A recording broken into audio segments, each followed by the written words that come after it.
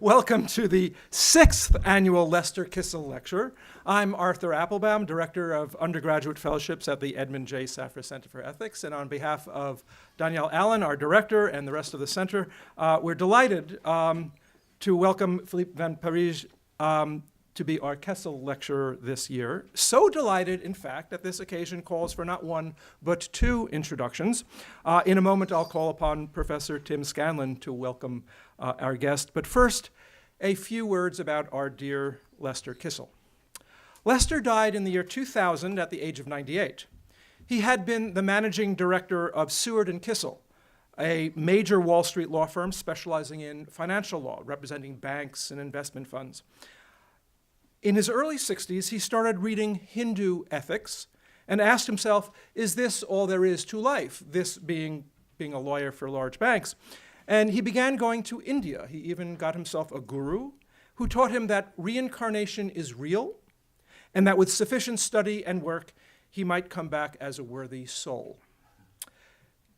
Kissel's long-standing interest in values in public and professional life led to his commitment to the ethics initiative at Harvard, beginning with early conversations with President Derek Bach, later with Neil Rudenstein, and the center's founding director, Dennis Thompson.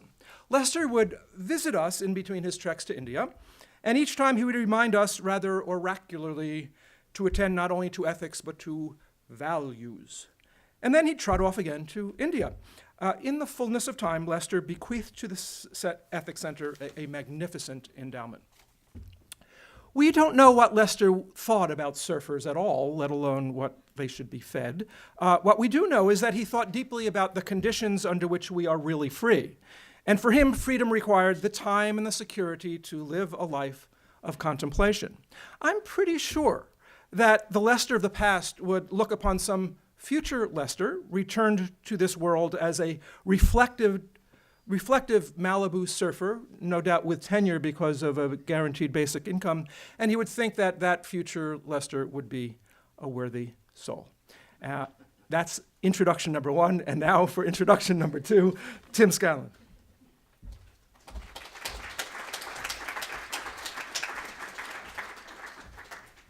Well, when Danielle asked me if I would introduce Philippe, I had no idea that I would be following this act, which makes what I'm doing completely unnecessary, given the obvious connection between Lester Kissel's thought and thought of our speaker. But nonetheless, I accepted because it's a great pleasure to introduce Philippe as a distinguished philosopher and a dear friend.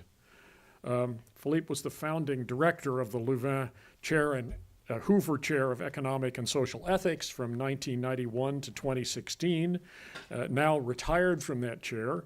He's a guest professor at the universities of Louvain and Leuven, Robert Schuman Fellow at the European University Institute in Florence, and associate member of Nuffield College in Oxford. His books include Real Freedom for All, What's Wrong with a Free Lunch? That's a separate book. Linguistic Justice for Europe and the World, and Basic Income, a Radical Proposal for a Free Society and a Sane Economy. Now, as you can see from this list of positions that Philippe has held, he's a scholar of international character and renown. Of course, he had a bit of a head start on being international by being Belgian, which is already sort of a multinational, and coming from Brussels, which is the most international of cities. But even with that head start, the international influence of his ideas is remarkable. And as I learned from a conversation with him this morning, even his family is international. So Philippe is a political philosopher of remarkable depth and originality. Even more unusual, and makes him appropriate for this occasion, he's an active contributor to the complex political and public life of Belgium, the European Union, and to debates in the world beyond those realms. His interventions in public debates have the penetrating depth and honesty of his philosophical writing, but unlike what many of us write, manage at the same time to be both forceful and effective. He's best known for his advocacy of a basic income for all and for his work on linguistic justice. The latter, linguistic justice, is a subject that he basically invented, or at least he was the first to explore the subject in a careful and sophisticated way as a question of justice. Unlike many novel subjects, however, linguistic justice has turned out to be extremely timely and important in the world today, including the whole world, not just Belgium. The idea of a basic income is not one that Philippe invented, but no one has pursued the moral case for it and the issues involved in putting it into practice in a detailed way as fully and effectively as he has. He defends the idea not merely as a response to the problem of poverty, which it is, or of inequality, which it is, but as a way of giving everyone a greater degree of control over their lives, as is indicated by the title of his book, Real Freedom for All. This tilt from concern simply with poverty to concern with freedom seems to me a very important move. When Philippe first argued with John Rawls about whether surfers off of Malibu should receive a basic income, even if they choose not to work, the idea of a universal basic income may have seemed an appealing idea, but, as the surfers might have said, far out, and maybe more ideal than Rawls. But now, thanks in no small part to the power and persistence of Philippe's arguments, with a little help, no doubt, from revulsion at the enormous growth of inequality all around us, forms of basic income are being actively debated even by economists of a variety of political stripes. Philippe was a regular visiting professor at Harvard from 2004 to 2008 and returned again in 2011 for a series of important lectures on the economic and political crisis of the European Union. We've missed him greatly in the interim, and it's therefore a great pleasure to welcome him back for his lecture today, Why Surfers Should Be Fed After 3 Decennia. Philippe.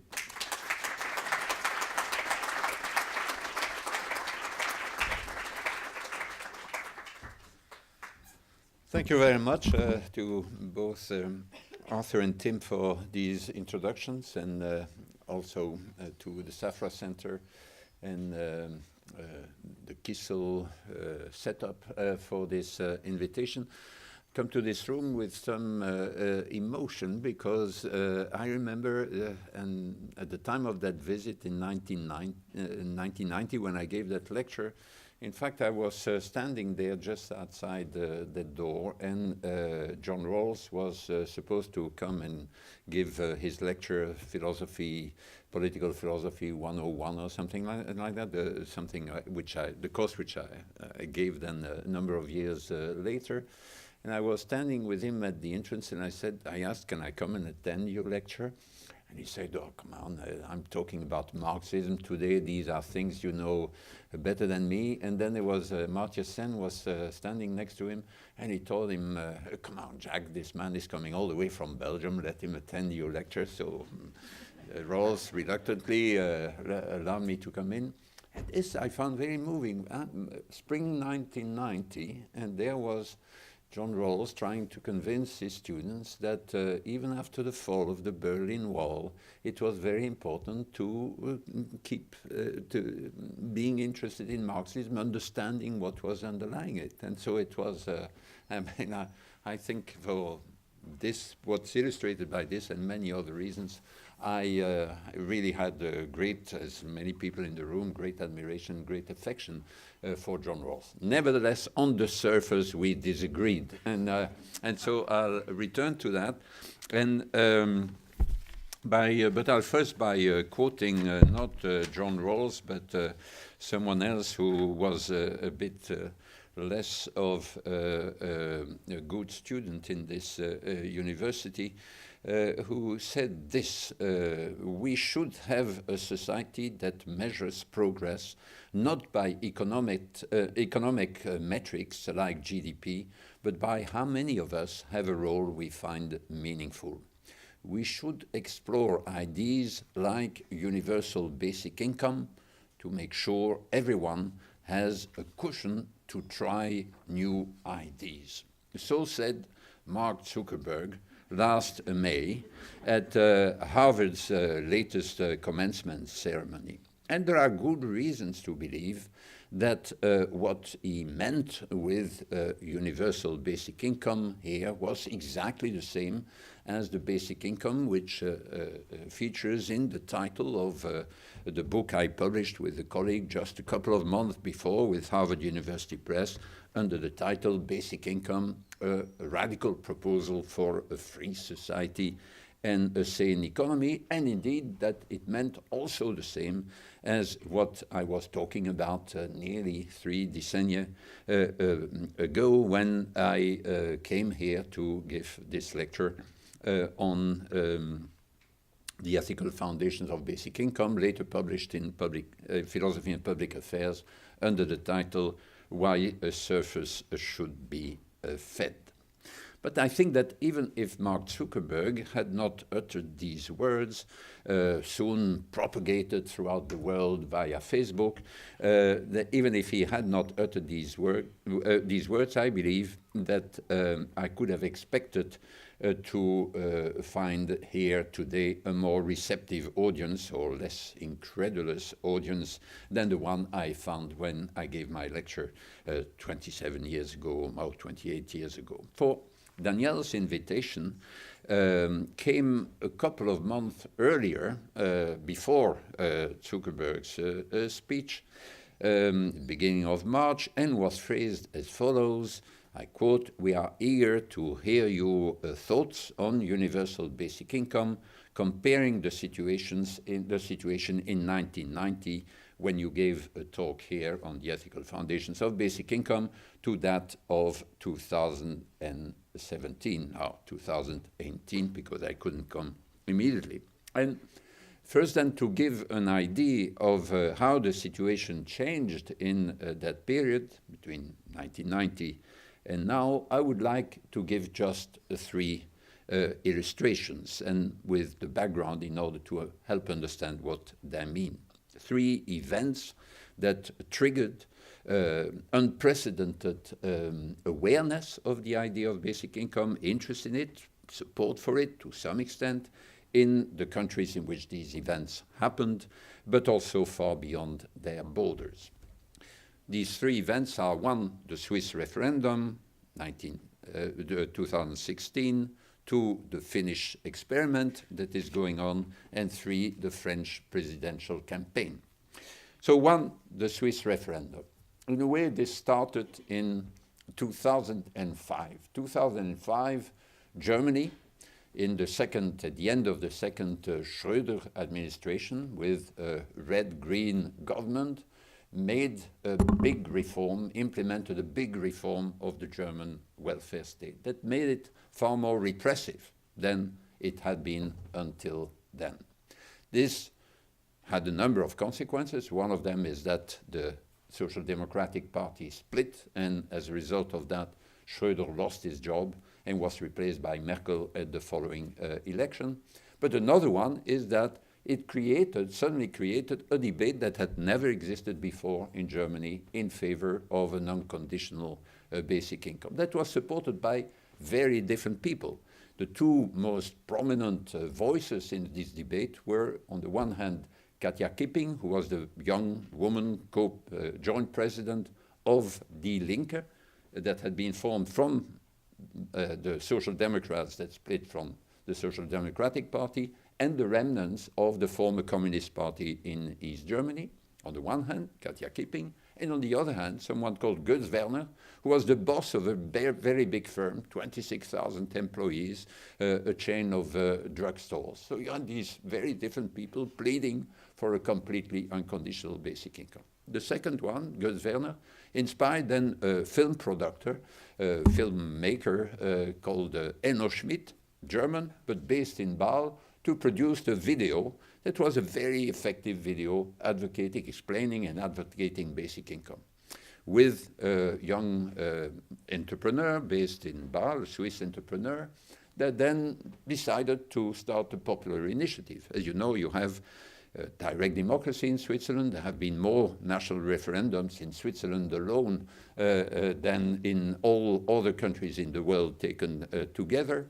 And the rule is that if you manage to get at least 100,000 Swiss citizens signing a proposal, then it is submitted to a national referendum.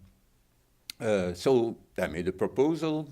the Swiss Confederation will introduce an unconditional basic income at a level sufficient for a dignified life and for dignified existence and participation in public life. The exact amount and the way of funding will be left to the national legislature.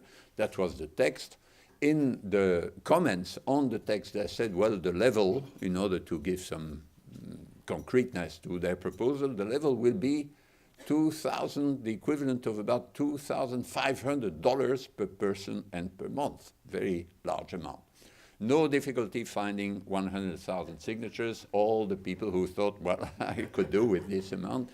Okay, but then it had to go to a referendum, so they got there. The initiative was started in 2013. They reached, after 18 months, they easily got their 100 signatures. And then the government and the parliament has to give an opinion. Government unanimously said this is a bad idea, 7 against 0. Then the equivalent of the Senate and the representative of Canton said this is a bad idea, 40 against 1. Then the first chamber had to give its opinion. Then it was, the ratio was, they are more numerous, but the ratio was 8 against 1. And then the people had to decide, and the people decided it is a bad idea, but with a ratio there of 3 against 1, okay? Now, it's true that was 23% against 77%.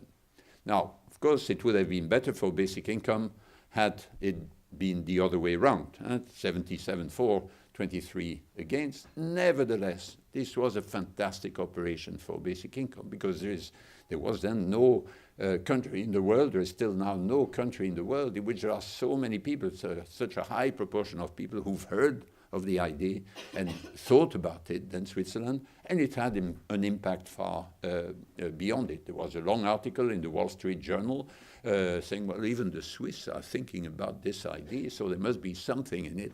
And so that's event number 1. Event number 2 is the Finnish experiment. There the story is very different. In 2015, there is an election. It's the parties on the right that win, so the new government is headed by the leader of the so-called Center Party, which is a right-of-center party, who is a former businessman and who is very much in favor of evidence-based policy. And there had been, far more than in Switzerland, a debate on basic income in Finland before, mainly pushed by the Greens on the one hand, and the far left, the so-called left alliance, to the left of the Social Democratic Party. But then the new prime minister, pushed by the youth section of his own party, said one of the measures we need to experiment with is a universal basic income.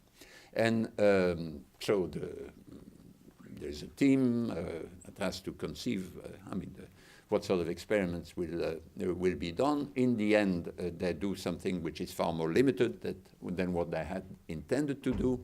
The experiment has started last year on the 1st of January. It's for 2 years, so until the end of this year. And what is being done is that out of the people who were welfare recipients, the basic welfare in Finland at the beginning of last year, out of these 150,000 people, they picked at random throughout Finland 2,000 people. And to these people, they said, well, you'll still be receiving your 570 euros per month, $650 or so, but now unconditionally. So if you go and live with someone else who has an income, you keep it. If you start working, you combine your income from other sources with your benefit, and the administration, the bureaucrats will no longer try to push you into a job by asking you, did you apply for a job? When there is a job, you are not forced to accept it, okay?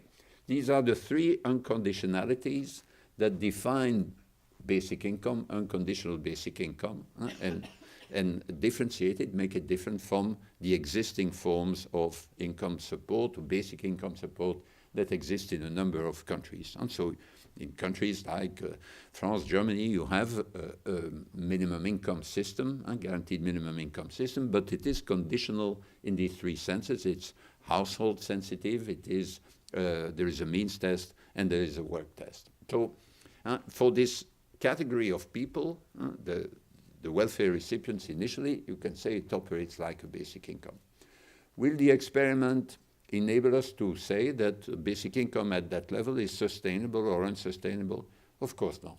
Of course not. Not only because it's only 2 years, and so how you react to such a scheme, if you know it's temporary or permanent, is of course different. But of course, far more importantly, because the people who received it were all the people who were welfare recipients at the time. Of course, a major impact a basic income will have, and is supposed to have, is meant to have, is the impact on people who are currently working. And so you don't know how many of the people currently working would decide to reduce their working time or use that opportunity to start as by being self-employed. And even that in principle could have been done, as was done. These people could have been included, as they were in the negative income tax experiments in North America in the 1970s. It couldn't be done because the finance ministry wouldn't collaborate and so on. But one thing that you can never do in any experiment is include in the sample people who would be net contributors to the system. So in the Finnish case, the people who are picked are obliged to take part in order to avoid selection bias if you make it voluntary. But of course, you can only force people to take part in the experiment if they are not made worse off than other people in similar circumstances. Even in this case, by making the people better off or giving them more possibilities, there was quite also a legal process to go through in order to show this was compatible with the equality principle embedded, enshrined in the Finnish constitution. But of course, this wouldn't pass. An experiment in which you would make a number of people worse off than other people similarly situated for a number of years wouldn't pass that test. So there is not that much. You can learn a number of things, but nothing fundamental, and certainly nothing about the sustainability of these schemes from the Finnish experiment or any other experiment, and many other experiments are being planned at the moment throughout Europe and beyond Europe, in Ontario, for example. But again, this is just fantastic for the publicity around the idea. And so now people say, well, even a right-of center government is thinking of introducing a basic income completely unconditionally. And so that makes, again, creates a debate not only within Finland, but also beyond it. Third and last illustration, the French presidential election. There it starts in the summer 2015. There is a little-known member of the French National Assembly called Benoît Hamon, who takes part in the summer school of the Socialist Party, of the French Socialist Party, and he discovers there an idea, here for the first time, about an idea called revenu de base, basic income. So it's interesting. He talks, in the following months, he talks to more people about that. And the following year, 2016, he decides not only to stand for president of the French Republic, first for the nomination for the Socialist Party, party in power at the time with François Hollande, but in addition, he makes the most salient, central proposal, most innovative proposal in his program, the proposal of an unconditional basic income. Okay. Many candidates in the first round of the primaries. To many people's surprise, including mine, he comes first. Then there is a runoff against the former Prime Minister, Manuel Valls, Socialist Prime Minister, and he wins the runoff. So he becomes a candidate for the presidential election. And so far, so good. Then he takes on board, he thinks, no, things are getting serious, I need to strengthen my economic team, and so he takes on board as his main advisors Thomas Piketty, longtime supporter of the Socialist Party in France, and PhD from Harvard called Julia Cagé, who also happens to be Thomas Piketty's wife. So strong team, high caliber economist, but they think that now that it's not just a matter of galvanizing a number of socialist, especially young socialist voters, but convincing le peuple français that it's a good idea, well, you may want to present it in a different way. De facto, then, Thomas Piketty convinced Hamon to present it as a negative income tax, without calling it a negative income tax, because negative income tax, that's Milton Friedman, I mean, socialists proposing something that Friedman would have proposed. That's not a vote winner on the left. Moreover, defending something that is both a tax and negative is not also something that make you very popular. So I didn't call it that way, but I presented it as Hamon's proposal, not as a massive increase in taxation in order to fund this income for everyone, but as a tax cut, a decrease in taxation, at least for the people with low wages. And indeed, if instead of giving this basic income to everyone, you present it as a refundable tax credit, you give the same amount, but as a discount on the tax to be paid by people, then for the people who are at the bottom of the wage range, in fact, this will mean, in net terms, less taxation than before. And so this was neatly explained by Thomas Piketty on his blog. But frankly, for the average elector, this was very confusing, because to understand that this idea of a universal basic income, this utopia, would be funded by a tax cut, right? So there must be something not jarring. So it created quite a bit of confusion. So I didn't help Hamon in the second round of the election. He ended up with a pathetic score, 6.6% of the vote for someone who was from the same party as the outgoing president, was not very brilliant. But I don't think that either his proposal of a basic income or the later emendation of it was the cause of his bad performance. Essentially, what happened at that stage is that many of the people who would sympathize with his view will have thought primarily who has the greatest chance of winning the runoff against the Front National, Marine Le Pen. And so Benoît Hamon is a very nice guy, seems but a bit timid, and certainly doesn't have either the eloquence of Mélenchon on the left, who is a sort of really left populist and popular speaker, and nor the intellectual caliber, I would say, and assertiveness of Macron. And so many people then either shifted to Mélenchon or to Macron, and it was a disaster for Benoît Hamon. So again, it would have been better if instead of 6.5%, it would have been better for basic income if instead of 6.5 he had 65% of the vote.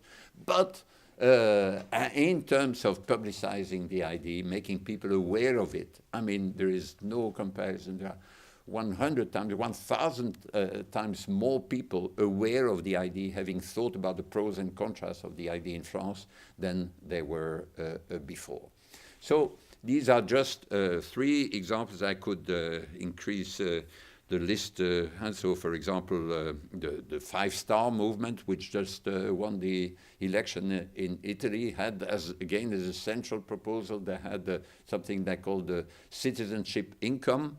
And initially it was really presented by their leader, Beppe Grillo, as a universal citizenship Europe. In the end, there was a lot of confusion, and it turned out to be rather, at the election, a means test that they were proposing, but it was perceived as a universal one by many people. And some analysts said that what led to the big win of 5-star in the south of Italy was related to this proposal.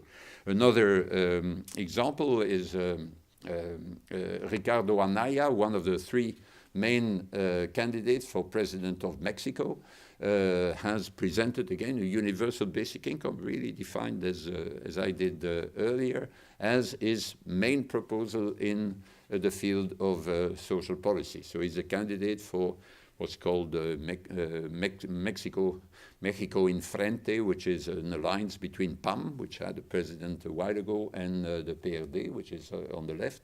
Anyway, so that's another example. Or in the United States now, you have a number of initiatives. For example, Sam Altman, who is the boss of Y Combinator, is organizing, planning, and funding quite big experiment that is going to happen in Oakland and in a place in Michigan, and is currently being prepared. But I could give you more examples, but this will be enough to indicate the extent to which, and that's in response to Danielle's request, the extent to which the situation in today, in 2018, has really become very different as regards basic income, I mean, in the public realm from what it was in 1990. It would, of course, be important and interesting to think why this is in such different places, and there are even more different places like India, for example, which there is this renewed interest. It's not just contamination,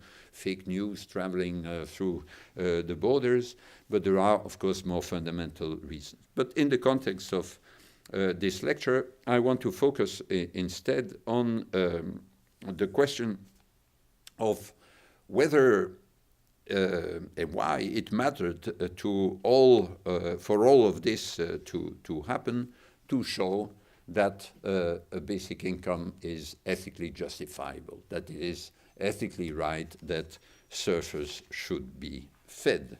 And my conviction about this connection, in fact, was expressed in the very last paragraph of then the written version of the lecture, and I suppose I said something like that also when I was here. I put it as follows: as often happens, the conclusions reached for the hard cases really matter only because of the a fortiori claims they warrant. While futile, if it had no implication beyond Malibu surfers and their likes, the argument of this article, if correct, derives its practical importance from its direct relevance to the fate of an affluent society's unskilled workers, its excluded youth, its dependent housewives, its double-shift parents, its long-term unemployed. By challenging their resignation, by providing their revolt with intellectual backing, by immunizing their demands against a number of misguided or ill-intentioned objections, it may effectively help them to successfully stake their legitimate claims. And I still strongly believe that. I strongly believe in the importance of a sound, or hopefully sound, ethical argument for actual struggle and conflict and achievements in the real world.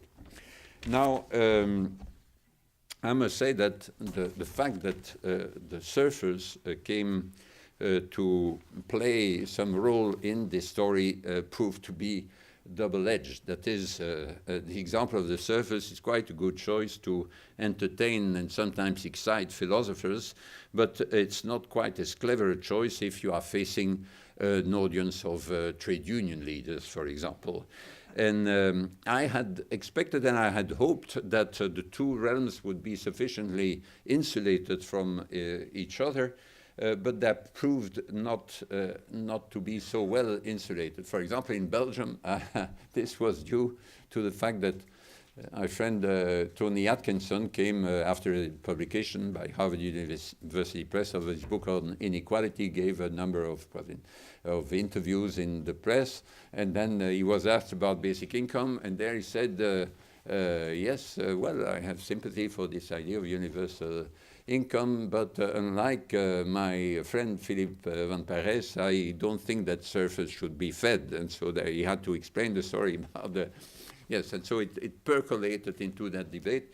And frankly, when you are facing trade union people or so, and the person who introduced said, so you are the guy who defends the view that surfers have a right to an income even if they do absolutely nothing, and then you have to speak and try to convince your audience that it's nevertheless a good idea.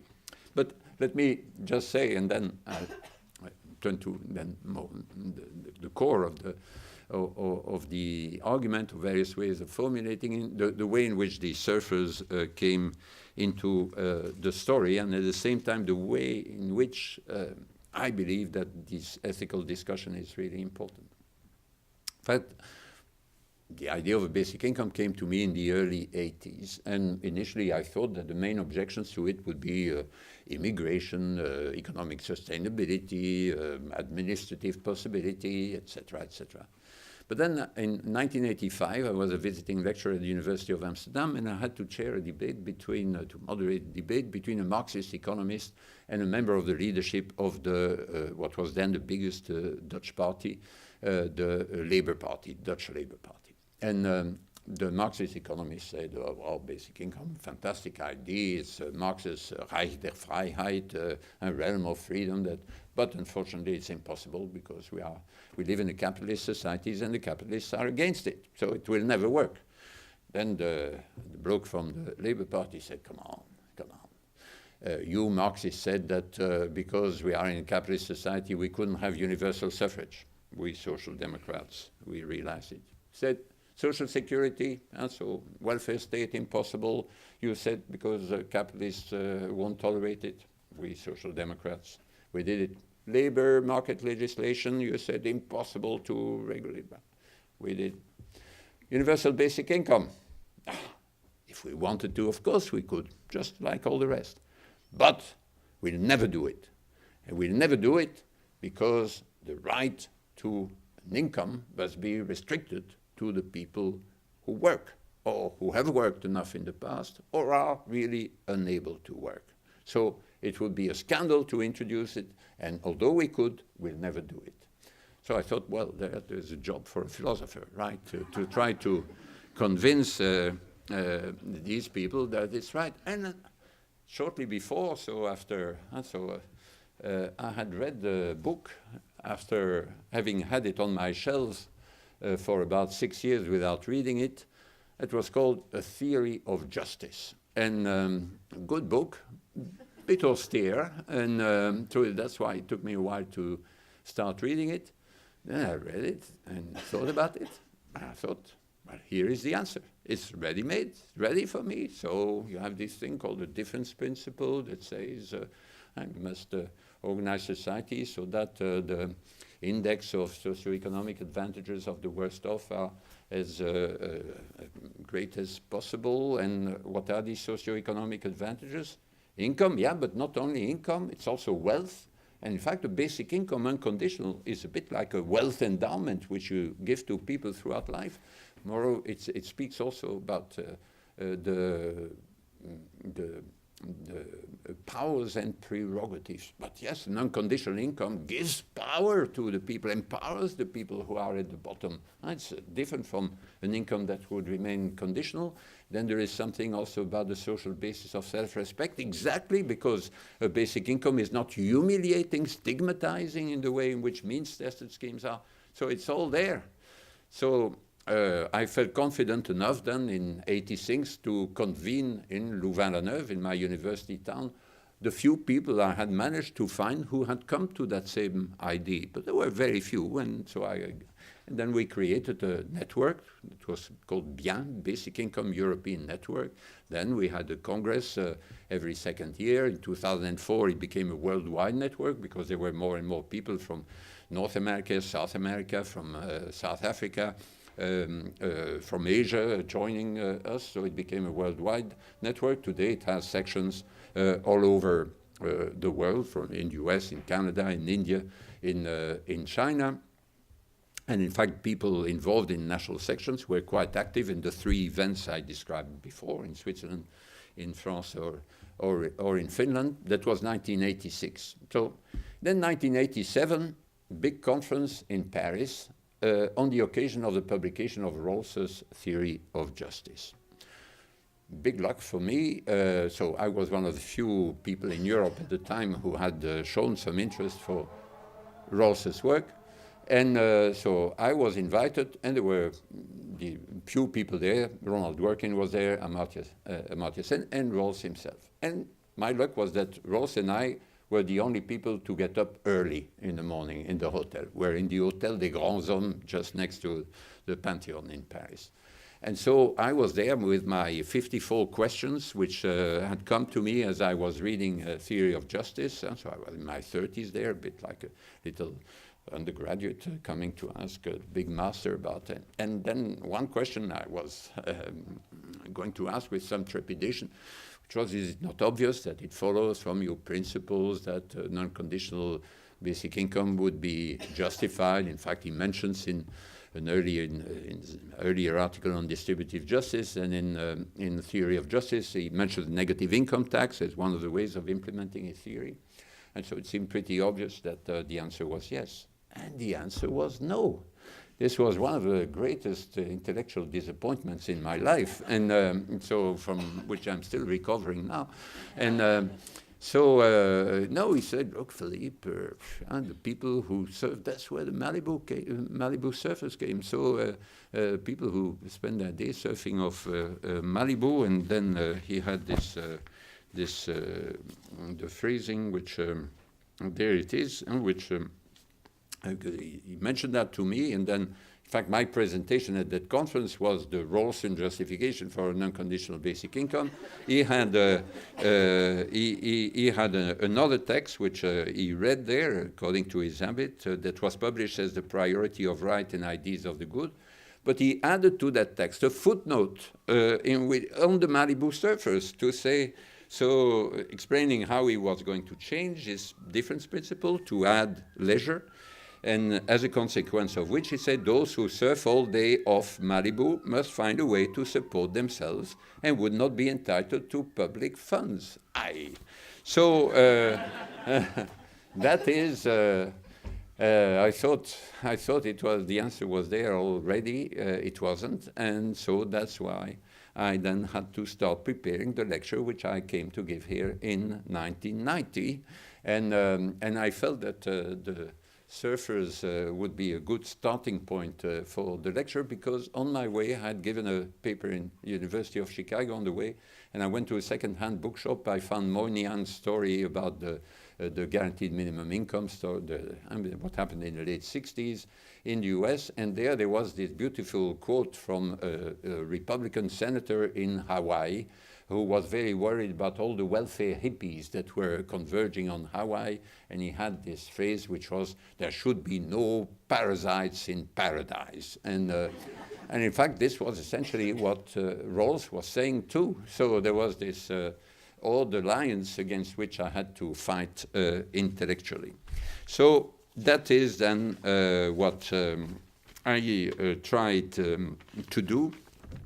And what I'll do now quickly, briefly, is sort of restate from three different angles what is really the core of the argument, which then I try to develop also more systematically in the book published under the title Real Freedom for All.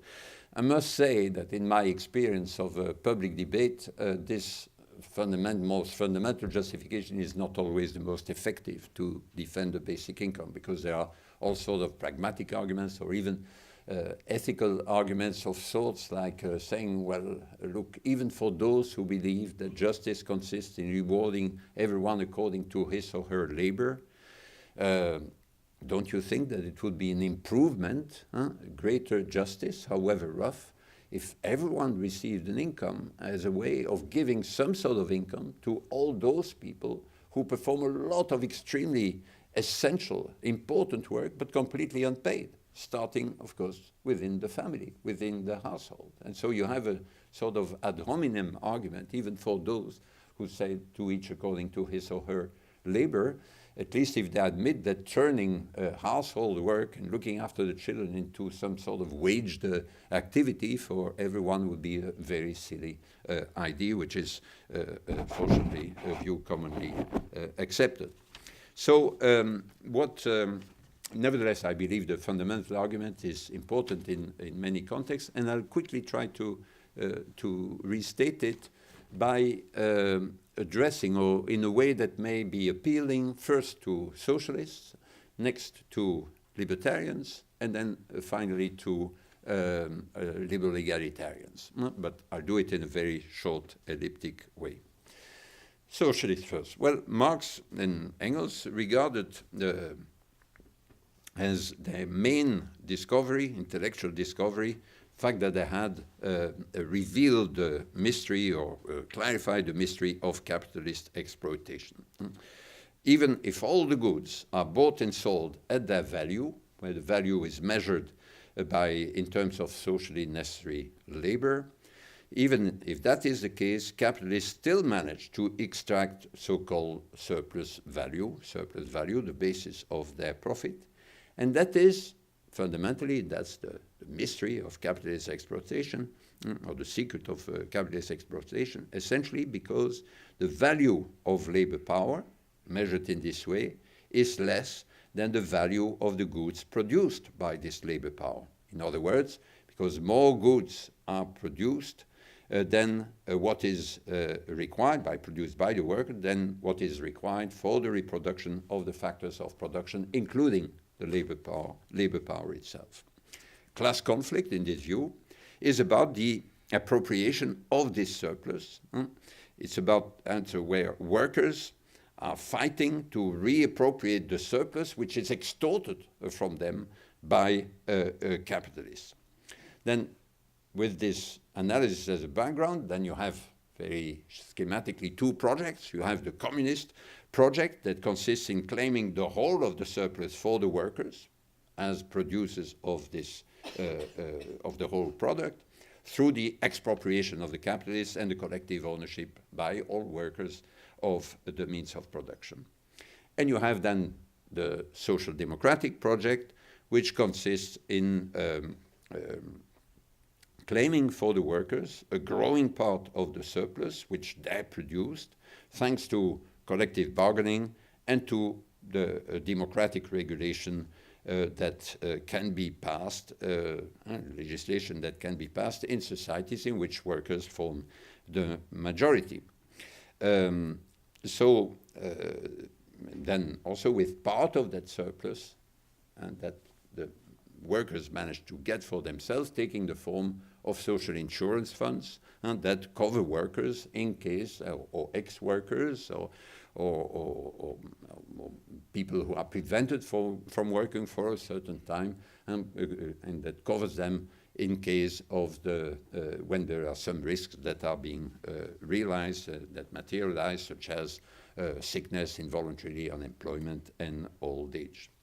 But then as productivity grows, the size, of course, of this surplus increases, and the size of the surplus increases not because workers are working more or because they're working working harder, more intensively, but it increases because of the inventions and innovations, not only technological, but also in a broader sense, in the organization of society, and thanks to capital accumulation through the work of past workers and through the investments of past capitalists. Consequently, a growing part of the product must now be considered as a rent that is in fact as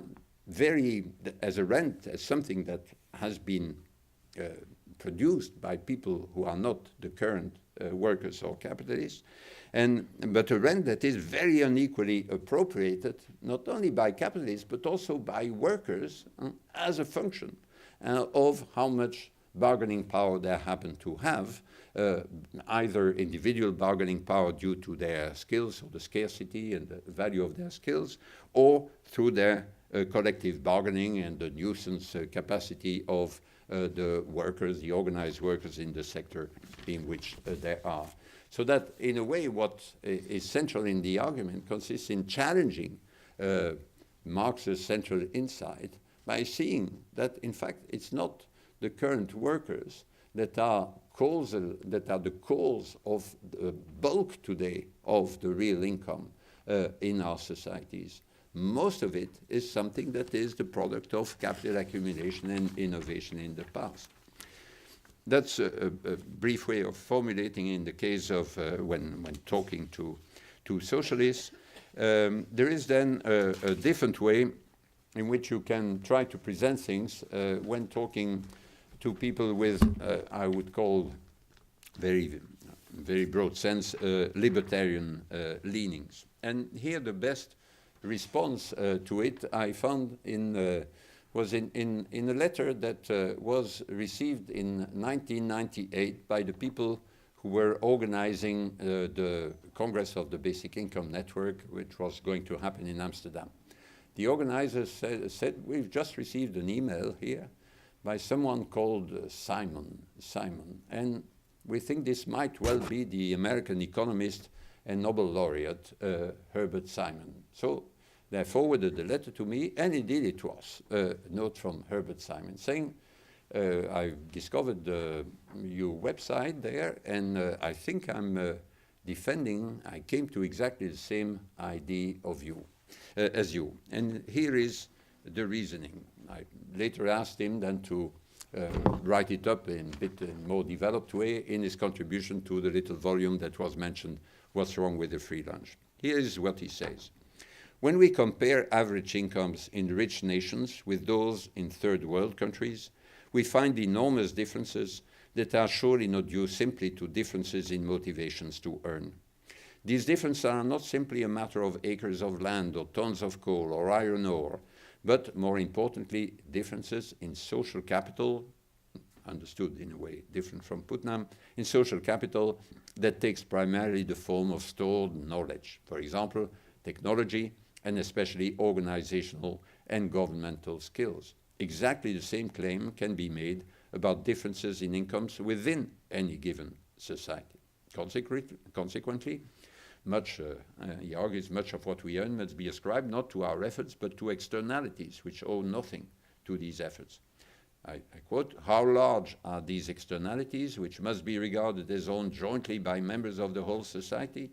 When we compare the poorest with the richest nations, it's hard to conclude that social capital can produce less than about 90% of income in wealthy societies like those of the US or Northern Europe. Hence, if one were to introduce a flat tax of 70% to fund an unconditional basic income and all other government expenditures, this would generously leave with the original recipients of the income about 3 times what, according to my rough guess, they had earned.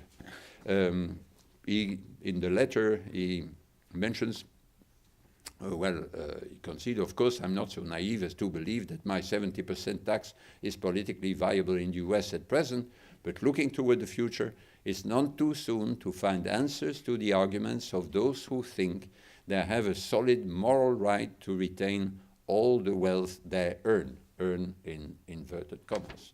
And of course, this, I think, is a very powerful ethical argument that challenges the spontaneous view of people I call with libertarian leanings, but there are, of course, many of them, and some of us spontaneously think that what we earn, we really earn. That is, what happens to be our income is really something that is due to our efforts. But the bulk of it, as neatly put, I think, with Simon, is due to things, efforts, and contributions that are really not ours at all. Finally, then, as regards people with liberal egalitarian leanings, and in particular with, and I do that very briefly, with the version of it to be found then in Rawls, duly corrected through the inclusion of leisure among the social and economic advantages covered by the difference principle. And so what Rawls says in this footnote, and was then also included in the chapter, the corresponding chapter in political liberalism, and what he says, in fact, the Malibu surfers shouldn't receive anything, any benefit, because in fact full-time leisure must be regarded as equivalent to the wage and to the minimum wage of a full-time worker.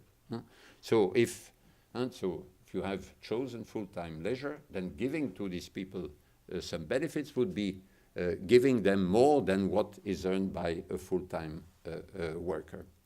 So of course one implication of that, which I point out in the text, is you suppose that because of some external event, the society becomes richer. For example, it finds a new mineral and oil, like the Alaskan oil and so on. the implication is that if you find that, all of it must go to the workers. That is, if you take, I take the example in the text of lazy and crazy, you take a society when you have only the crazies who only care about income and the lazies who only care about leisure. That includes the Malibu surfers. Well, if you have only these two people, well, and so the worst of worker is the only worker, namely crazy. And if you have this sort of external increase, exogenous increase in wealth, not because crazy works harder, but because of that happens, all of it needs to go to crazy. No, because if you gave any to lazy, it would become better off with this sort of metric than crazy. And so that's the implication. But of course, what holds for the discovery of some sort of new mineral in the soil, that applies only also to any increase in the income that's due to productivity increases, innovation, etc. And all of this needs to go to the people who work, and not quite in proportion to how much, well, in proportion to how much they work, at least for the worst off. And that's why, and that's the view Rawls has, and that's why he had always greater sympathy. He didn't really exclude, including when I gave a lecture in 1990, he said, yes, but as long as there are, I agree with you, but as long as there are jobs available, they should first take the jobs. And of course, there is a way of making more jobs available for the unskilled, which is wage subsidies. And Rawls, up to the end, has always had, among these redistributive measures, the greatest sympathy, not for the welfare as we knew it, but for Ned Phelps's proposal of massive wage subsidies for the low skilled. Remember, there was a footnote that was really not necessary in The Law of Peoples, in the last book he wrote. And I discussed the manuscript with him in Lexington. And so all of the discussion, or most of the discussion went about the central claims in the book. But incidentally, I told him, maybe you can scrap that footnote that says that Phelps's rewarding work is a good way of implementing his difference principle, and he did scrap it so that it left the things more open than they looked initially in the draft. And he was really open on that view. He said it's purely pragmatic. There is certainly no principled justification for an unconditional basic income, but there may be circumstances in which this make sense. And so my own view, what I try then to formulate more systematically in Real Freedom for All, is that the best interpretation, and so well, I should say first, so what I find wrong in that, or suspect, I would say, in Rawls's approach, is that there is the idea that all this surplus that will come exonerously for the present generation should reward in a discriminatory way the people who actually work, as opposed to the people who do leisure, but who opt for leisure. Of course, there is the big conceptual question of what you call leisure, right? What is leisure? If you polish shoes against pay, this is obviously work. If you polish your own shoes, presumably this is part of your leisure. But if you polish the shoes of your children, is this leisure or is this work? And this very simple example, you can see the whole range of activities where the question arises, is this work, is this leisure? But even leaving this aside, this seems to me a very illiberal attitude, partial attitude, saying there is something particularly valuable in paid work or in work perhaps defined a bit more broadly.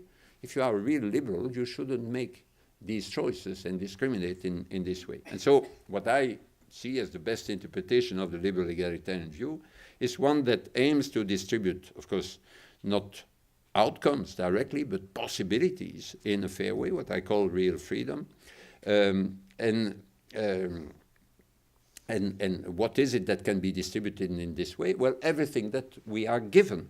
And the best way to do that is then, again very elliptically, to tax the whole of the product at the highest sustainable level in a predictable way so that people, various economic actors can anticipate it, and then distribute the proceed universally and unconditionally, presumptively in cash, but a significant part of it can also be distributed in kind, because there are good public good arguments and mildly paternalistic arguments for providing good education, providing a good healthcare system, and a number of other services in kind rather than in cash. And this will then not amount to distributing these gifts from the past in an equal way, if only because our market, our economic machine, is such that it constantly recreates gifts. And so I used in the article what I find very enlightening in this respect, which is the whole literature on efficiency wages, where firms systematically pay more than what they could get away with, and that is providing employment rents over and above whatever income people may receive unconditionally in the form of a basic income. And so the gifts, if you do that, and so you tax the whole of the product at the highest, so as to generate in a sustainable way the highest yield, you distribute that universally, part of it in kind. This will not be an equalization of these gifts from the past, but it will be a sustainable maximization of these gifts. Now, I should refine and clarify that in various ways, as I try to do in Real Freedom in other writings, but I won't do that here. And I would just like to finish by saying something about what seems to be a very strong intuition we have, and which doesn't seem to be captured by what I said, and which must be what crept into Rawls's illiberal attempt to, or illiberal strategy for incorporate that that intuition into his framework. And perhaps one way which I find quite good and at the same time a bit entertaining of phrasing that intuition was is to be found in a little web contribution by Robert Frank, who is an economist at Cornell University. And he imagines so a group of 10 families that have imagine a society in which there is a basic income, and then a group of 10 families decides to withdraw into and form a rural commune in Colorado. And here is the description of what's going on there. He said their mornings would be free to drink coffee and engage in extended discussions of politics and the arts. They could hone their musical skills. They could read novels, write poetry, play nude volleyball. Is it far-fetched to imagine that at least some groups would forsake paid employment in favor of leading lives like these at taxpayer expense? Once such groups formed, won't it be only a matter of time before journalists found them and created an eager audience for reports of their doings? And wouldn't most voters react angrily once footage of the reveling commune members began running on the nightly news? Of course they would. And who could blame them? An Indianapolis dentist with varicose veins rises at 6 every morning and drives through heavy traffic on a snow-covered freeway to spend the rest of his day treating patients with bad breath who take offense if they are charged a fee for breaking an appointment without notice. How could such a person not be indignant at the sight of able-bodied people living it up on his tax dollars? In short, is it a pipe dream to imagine that an income grant large enough to lift an urban family from poverty could win or sustain political support for long? Okay, this is a challenge, right? It's again another variety of surfers here we are talking about. So what can be replied to that? And I'll give you 5 quick responses. have your pick, and I think each of them has some value. The first one consists in saying, well, aren't there double standards there? And so Bertrand Russell, in praise of idleness, says, the idea that the poor should have leisure has always been shocking to the rich. And John Kenneth Galbraith, in the same vein, said, leisure is very good for the rich, quite good for Harvard professors, and very bad for the poor. The wealthier you are, the more you are thought to be entitled to leisure. For anyone on welfare, leisure is a bad thing. So first response, isn't there something? And so you have to ask the rich dentist, and we are talking here about poverty level subsistence that is given. First thing to ask is, well, aren't there double standards here? One. Two, of course, you can go back to Herbert Simon, what he said about what you earned and so on. You can tell the dentist, just think about how much dentists earned in the Middle Ages, all right? And the huge increase in your income, your big car, your big barbecue machine and all these things, think about all that. This is all a gift to you. You did nothing for it. It's due to the increase in productivity. You can try something like that. Second possibility. Third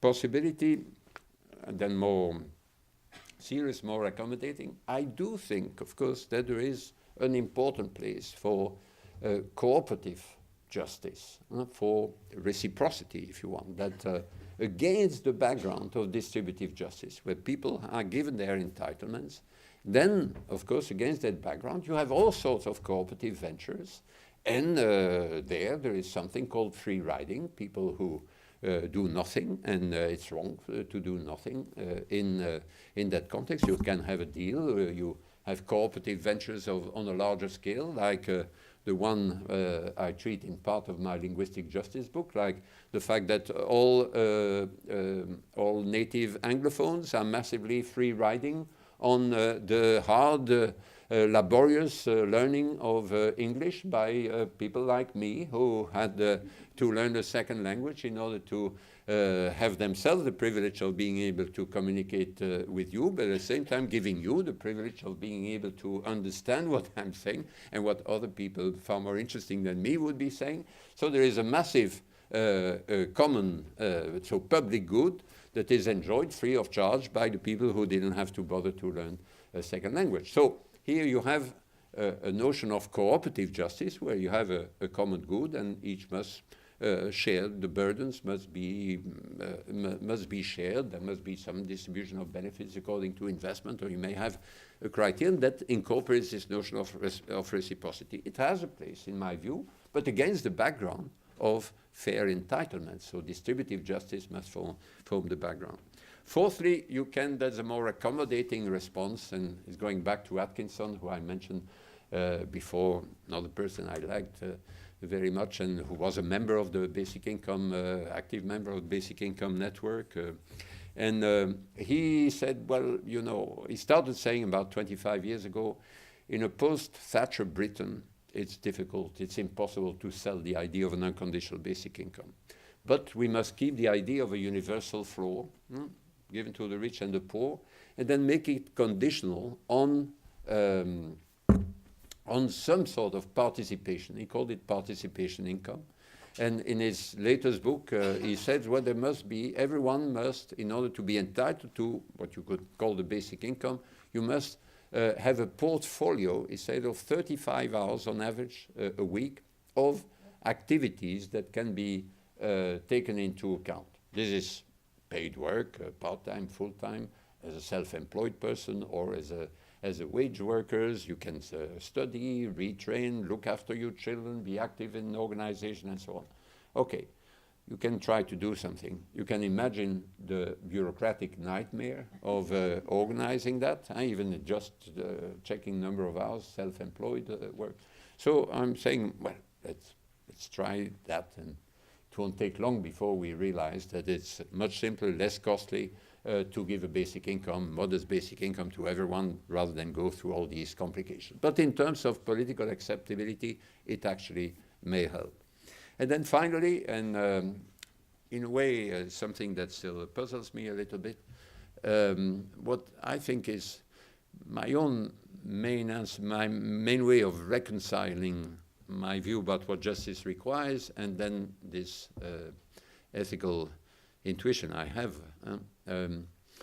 which is this. In fact, one of the way of phrasing it, I used when the book, Basic Income book, published by Harvard, was when the Italian version of it was launched, and I had to give a lecture in the Aula Magna in Bologna. And on the first row, you had the former Prime Minister, Romano Prodi, Governor of the Bank of Italy, and then the Archbishop of Bologna. And then I thought I needed to have something specially for him. And what I had for him is a quote which is often used in the discussion also by people who are not Christian at all against basic income. And it's a quote you all know, which is, if a man will not work, he shall not eat, right? This was not in the Gospels itself, where Jesus says something, look at the birds in the field that don't spin or work, etc. No, this is St. Paul in the second letter to the Thessalonians. But what does he say in that passage? Here is what he says. In the name of the Lord Jesus Christ, we command you, brothers, to keep away from every brother who is idle and does not live according to the teaching you received from us. For you yourselves know how you ought to follow our example. We were not idle when we were with you, nor did we eat anyone's food without paying for it. On the contrary, we worked night and day, laboring and toiling, so that we would not be a burden to any of you. We did this, listen, we did this not because we don't have the right to such help, not because we don't have the right to such help, but in order to make ourselves a model for you to follow. For even when we were with you, we gave you this rule, if a man will not work, he shall not eat. And so, it's not a question of whether one has the right to eat without working. It's not. This right is not really asserted in this passage, but nor is it denied in this passage. So you can. I went to check the Greek also, because right here is exousia, which is the standard translation is right, but it's permission, authorization, so that can be, and anyway, it doesn't correspond to our modern concept of right, but here it is. And I think it, I asked the Archbishop whether he would agree with my interpretation. He said, yeah, okay, but, and so the point is, and that for me is really very important, is that of course a basic income gives you the real freedom not to work. That is, it builds on the abolition of slavery, which only gave the formal freedom not to work. So in this sense, of course, it lifts the obligation to do paid work. But it doesn't exempt people of the moral duty to work in the broader sense of performing efforts that are useful to other people than yourselves. And of course, in a basic income society, you won't get respect, esteem, admiration from others just by cashing in your basic income. You will get it, like in our society, by doing a number of things that are valuable and valued also by others.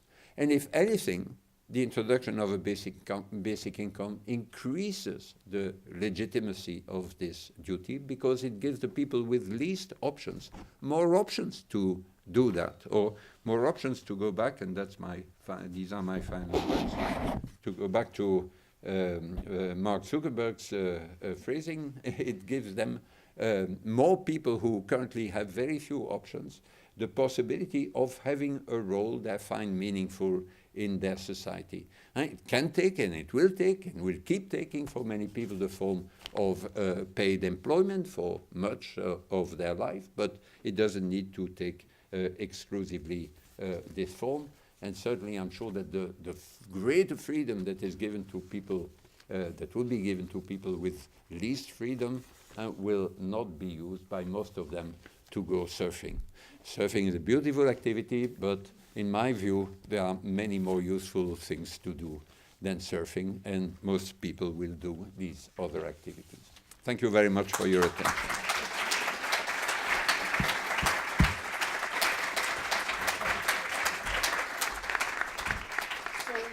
We have a little bit of time for questions. If you accept the instruction that a question is a rather short sentence followed by a question mark, we will have time for more questions. Francis Kemp.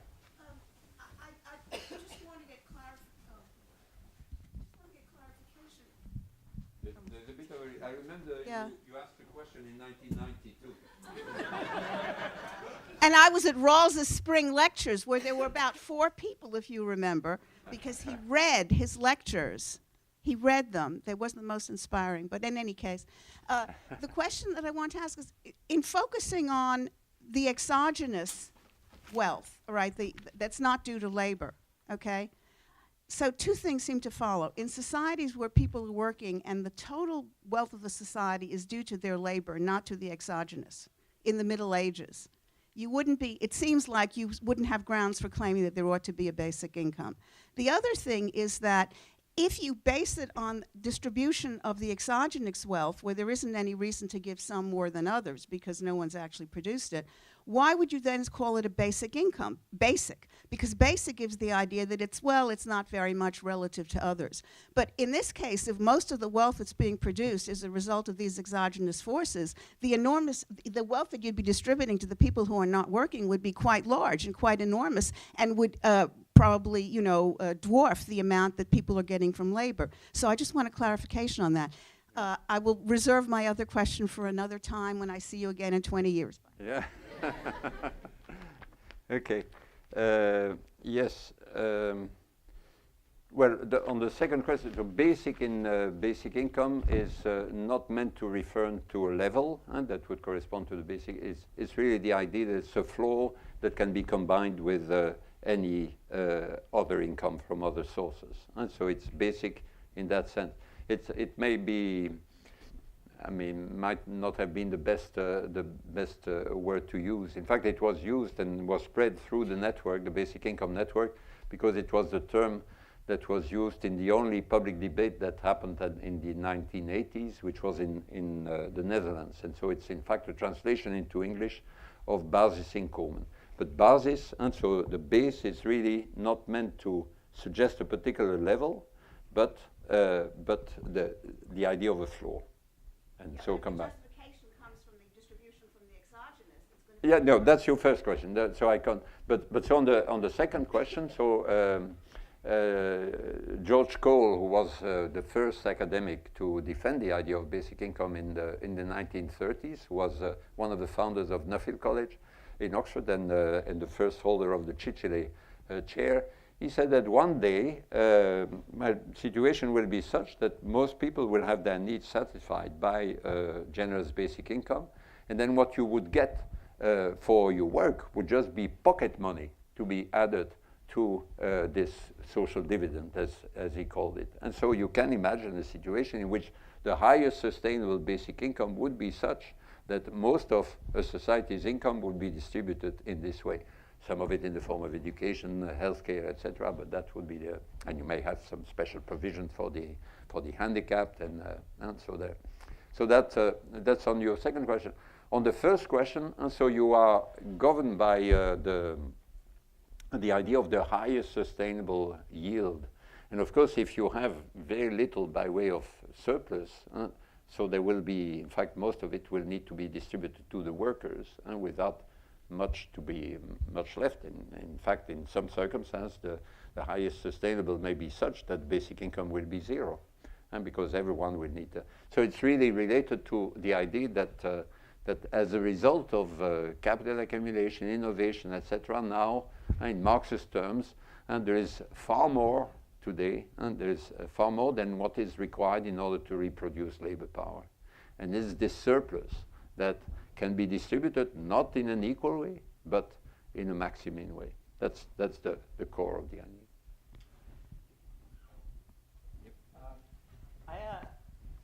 Hi. I had a question about mentioning that Mark Zuckerberg, and it's a question about the politics, I guess, of basic income, because you mentioned that Mark Zuckerberg, you began and ended the lecture with quotes from him, 5-star. I also hear about Milton Friedman embracing the idea. And I'm wondering if that's something to be welcomed or dreaded. And the reason I ask is because, as I understand it from the lecture, the basic principle on which you're building it is about the difference principle.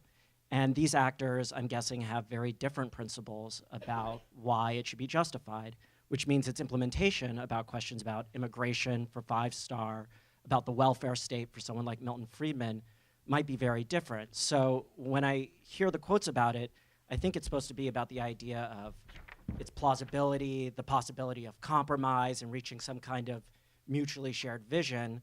But I wonder, in an era when Republicans have all 3 branches of government in the United States, the Social Democrats are not in good shape in Germany and France, if it really is much more to be dreaded than welcomed.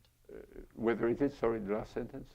Whether it should be dreaded, whether it represents really the end of your idea or a perversion of your idea rather than its realization. Well, I have I find it important to have your own objectives which you think are fair, and then to get there you have to be cautious about who you make alliances with, but you may well end up making alliances for the next step with people with whom you might not agree on many issues. So you need to combine this sort of idealism about where you are going and opportunism in terms of the strategy you use. But there is some sort of non-contingent alliance and convergence between, I talked about that with the students over lunchtime, between people, pro-market people, and so people who are in the same party, on the same movements, because they are against, they want to reduce the role of the state and they want to increase the role of the market. But among those people, there are people who take that view because it's better for the rich, and there are people who take that view because it's better for freedom. And you can't make much of a deal with the people who hold that view because it's better for the rich, because this is obviously not meant to be better for the rich and will not be better for the rich.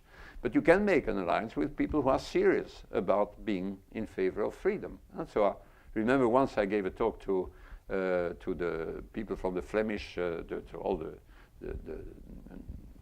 MPs and members of parliament for the Flemish Liberal Party. And so I said, before I start, I want to ask you 2 questions. One, in your view of an ideal society, would freedom be central? Those who think that, raise their hands. Okay. And then second question, who in your ideal society would this freedom be restricted to the rich? And no one raised their hand. Then I said, I have an idea for you. And so that, and I think so you can, and it's again the civilizing force of hypocrisy that the people who say we are true liberals, etc., even if it's for the wrong reason, you can pull them in that direction. And there are really some arguments, even in Milton Friedman, there are some arguments saying stop bothering all these people with intrusive ways by going and telling them what to do. And so, and there are true, but it's really the idea moving from formal freedom to real freedom. And then on the left, you also have, in fact, many of the most emotional opponents of basic income are on the left. Some because they believe that, the sort of view I described before, and so that work and work only, and so partly is the self-interest of the trade unions also that plays a role.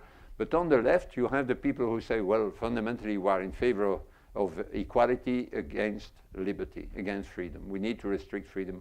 And other people who say, no, we are not at all against freedom, but we want freedom to be shared by all. And so therefore you can get, and so a convergence between some of the people who are usually in the pro-market camp and people who are usually in the pro-state camp, because it's a more egalitarian camp, and you can have a convergence between them. Part of the problem for the movement in favor of basic income is that most of the political parties, even the Greens, are deeply divided on this issue. So it's very difficult for a party to make it a central tenet. And indeed, the French Socialist Party, for example, was deeply divided on this thing. And part of the reasons why Hamon had such a poor score is that many people, including Manuel Valls, with whom he was on the runoff, who left the party now, didn't share that view at all. So you have on the left, you have a more laborist left, and then a more libertarian left, and so on. You rely very much, thanks, rhetorically on freedom and On freedom. yeah. And I wonder if, I mean, there's Americans almost always,